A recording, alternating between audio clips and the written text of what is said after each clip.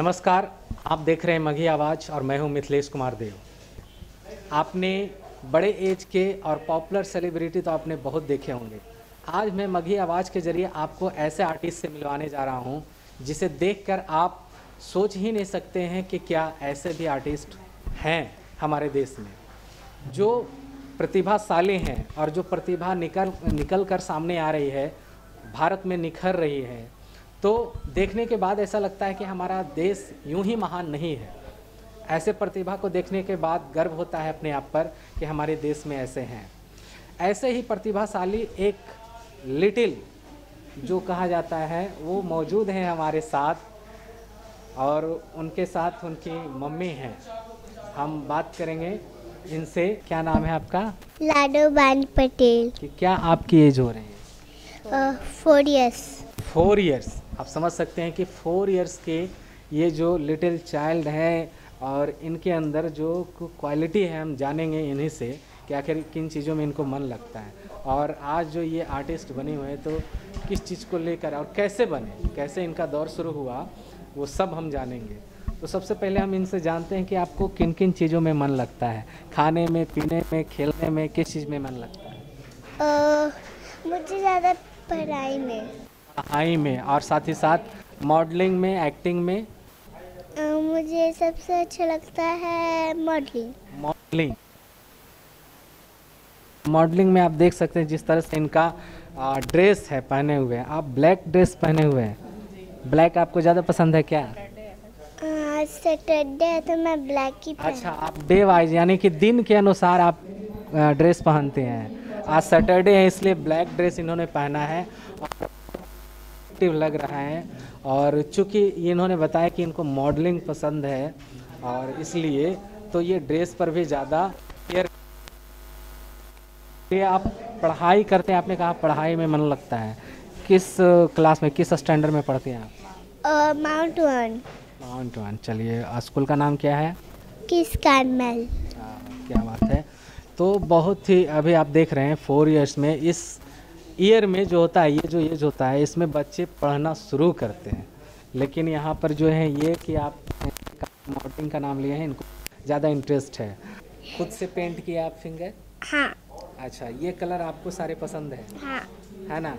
आपने खुद से कब पेंट किया आपने? कल किया। कल किए। क्या आप देख सकते हैं कि इस अनुसार से लग। मुझे फैन दिए गिफ्ट में। अच्छा, आपके फ्रेंड ने आपको गिफ्ट किए ये सारे फैंस? आपके फैंस मतलब ये बता रहे हैं इनके फैंस जो हैं वो इन्हें नेल पेंट गिफ्ट किए हैं और इन्होंने अपने मन से ये सारे पेंट जो है कि अपने फिंगर के सारे नेल पेंट किए हैं। चलिए, अच्छा, आप इतनी कम उम्र में मॉडलिंग करते हैं, नेल पेंट आप अलग अलग कलर से करते हैं, ठीक है, तो ये सब चीज़ आप कहाँ से सीखते हैं? मम्मी से। मम्मी बताते हैं या देख कर सीखते हैं? बताती है। बताते भी हैं और देख कर भी सीखते हैं। हाँ, देख के भी सीखती हाँ। है ना? चलिए, बहुत अच्छा। हाँ, चलिए, अच्छा, ये एक चीज़ बताइए, आप अपने साथ आप क्या बताते हैं, क्या क्या करने के लिए? पढ़ाई करना चाहिए, मम्मी का बात मानना चाहिए। और खाने में क्या पसंद है? खाने में दाल चावल और मुझे फ्रूट्स उसमें सिर्फ हमको एप्पल और बनाना, टॉफ़ी, बिस्किट। हमको तो वो सब और भी अच्छा लगता है। ज़्यादा घर का खाना पसंद है या बाहर का? घर का। घर का क्यों, बाहर का क्यों नहीं? क्योंकि अब तो कोरोना आ गया है ना। क्या बात है, आप समझ सकते, देख सकते हैं कि बाहर का बाहर का नहीं खाती हूँ। बाहर का खाना नहीं खाते हैं ये। इनको चूँकि अच्छा इतनी कम उम्र में इनको समझ है, ये जानकारी है कि कोरोना है तो कोरोना को लेकर बाहर का खाना नहीं खाना चाहिए, जंक फूड होता है और साथ ही साथ कोरोना से बचना है, इसलिए नहीं खा सकते हैं। मॉडल हैं, आर्टिस्ट हैं, तो इनका दौर कैसे शुरू हुआ और ये इनका इंटरेस्ट ज़्यादा कैसे इसमें आया और इस प्लेटफॉर्म पे कैसे चले? अच्छा, आप ये बताएंगे आप क्या बनना चाहते हैं? मैं बड़े होकर पुलिस बनना चाहती हूँ। मॉडलिंग करते हैं, आर्टिस्ट मैं मॉडलिंग भी करूँगी बड़े होके और पुलिस भी अच्छा, मतलब आप देश को मॉडल भी बनाएंगे और मतलब सजाएंगे, डेकोरेट भी करेंगे और साथ ही साथ डिफेंड भी, मतलब बचाएंगे भी। हाँ। क्या बात है, आप समझ सकते हैं कि बड़ा होने के बाद इनका दोनों इरादा है कि देश सुंदर भी सजे और सुरक्षित भी रहे। और मैं देश का नाम रोशन करना चाहती हूँ। इससे इनके अंदर जज्बा है देश का नाम रोशन करने के लिए, आप समझ सकते हैं। तो और कहाँ कहाँ घूमना पसंद करते हैं? घर में घूमना पसंद करते हैं या बाहर? बाहर। बाहर, मतलब समझ सकते हैं कि बाहर घूमने का मतलब है कि इनके अंदर जज्बा है कुछ करने का। अभी कोरोना में मैं घूमने नहीं जाती। अच्छा, कोरोना में आप अभी कम घूमते हैं। कोई बुलाता है कहीं पे मैं जाती हूँ। बहुत अच्छा, क्या बात है, बहुत अच्छी बात है कि आप जब अभी बुलाया जाता है तब कहीं जाते हैं, ऐसे अभी बाहर नहीं निकलते हैं। चलिए, अब मौजूद हैं इनके साथ इनके मदर, उनसे भी जानते हैं कि आखिर इनको किस तरह से इस प्लेटफॉर्म पे आए और लाएं या खुद इनको देख करके इनको ढाला गया है, तो उस अनुसार से आगे कहाँ ले जाएंगे। हाँ, नमस्ते, मैं रागनी पटेल। रागनी पटेल हैं इनके मदर, आप इनसे जानते हैं, तो बताइए इनके बारे में कि ये इतनी कम उम्र में कैसे इस प्लेटफॉर्म पे आए, आप लाएं या खुद से इनका रुचि दिखा, इंटरेस्ट दिखा, इसलिए आपने इनको इस प्लेटफॉर्म पे लाया? रुचि तो नहीं था मेरे अंदर, कुछ ऐसा नहीं था। मैंने सोचा था कि स्टडी करेगी, कुछ इसके मन में जो होगा वो अपना ये करे। लेकिन बचपन से ही मैं देख रही थी कि आईने के सामने खड़ी होके रैंप जो देखती थी, गाने वाने, डांस तो करती थी, अब रैंप जैसे वर्क करती थी। मैं सोची इसने कभी देखा नहीं, मैंने इसको कहीं दिखाया नहीं, ये किसे इसके मन में आया।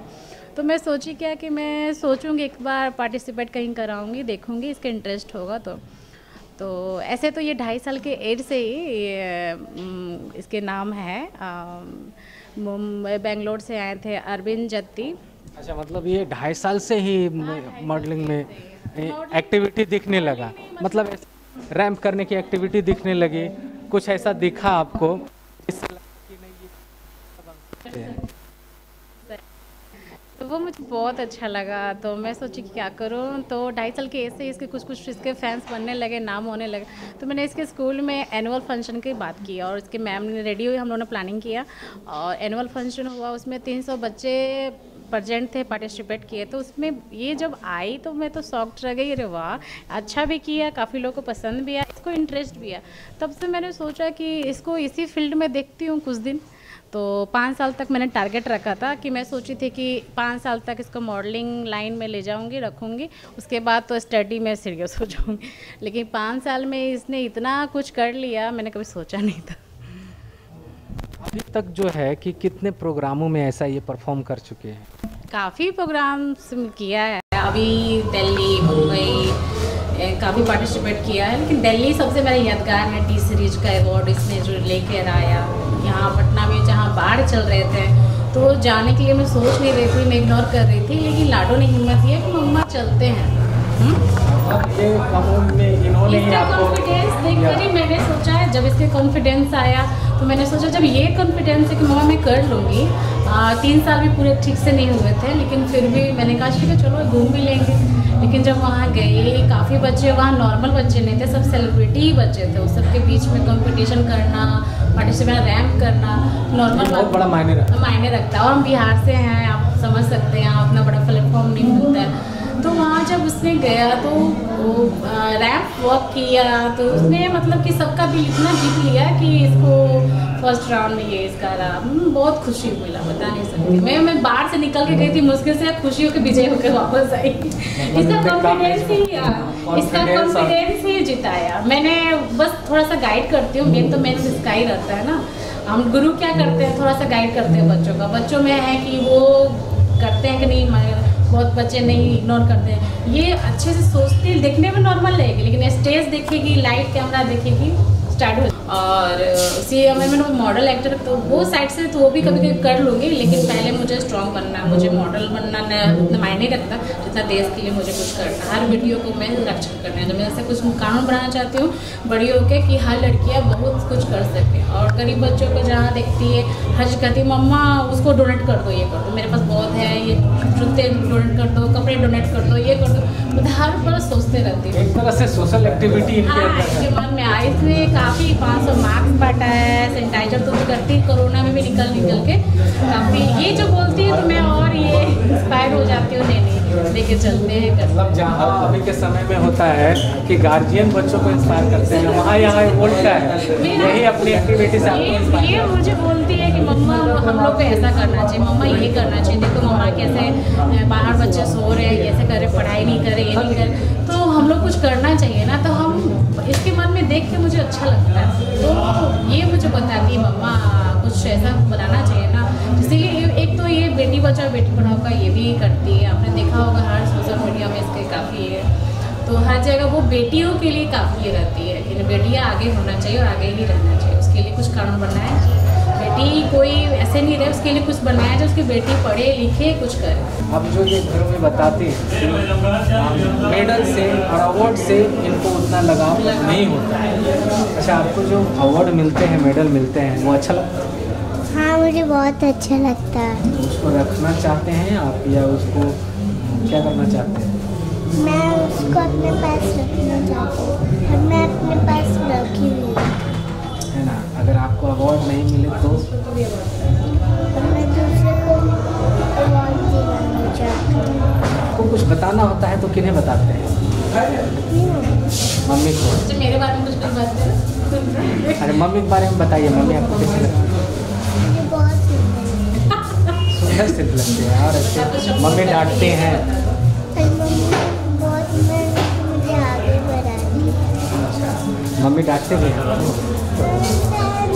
नहीं। ये तो आपने देखा कि इनके जरिए मैंने आपको मध्य आवाज़ के जरिए मिलाया एक लिटिल आर्टिस्ट को, जो इनके अंदर बहुत सारी क्वालिटी है, सोशल एक्ट को करने की एक्टिविटी है, और आर्ट जो है मॉडल करने की एक्टिविटी है, मॉडलिंग करने की।